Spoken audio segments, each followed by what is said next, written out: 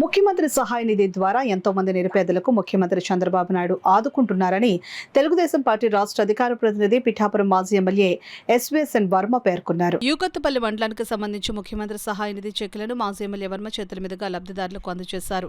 ఈ సందర్భంగా మాజీ ఎమ్మెల్యే వర్మ మాట్లాడారు.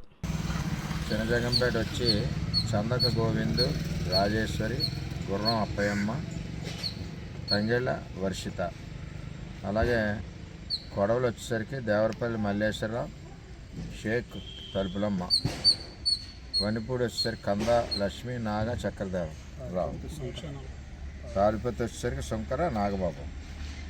మొత్తం అందరికీ కలిసి 3,70,000 రూపాయలు వచ్చింది. ఇందులో వనిపూడి 1,40,000 రూపాయలు ఇవ్వడం జరిగిందని చెప్పి తెలియజేస్తున్నాం. ఏదైతే చంద్రబాబు నాయుడు గారు పేదవాడి ఆరోగ్యం గురించి మరి అతనికి సపోర్ట్గా ఉండాలి, ఒకసారి మనిషి జబ్బు పడితే ఆ కుటుంబం ఏ విధమైన ఇబ్బందులు అవుద్దో ఆ ఇబ్బందుల సహాయ సహకారాలతో ఉంటానని చంద్రబాబు నాయుడు గారు పెద్ద కొడుకుగా మాట ఇచ్చారు.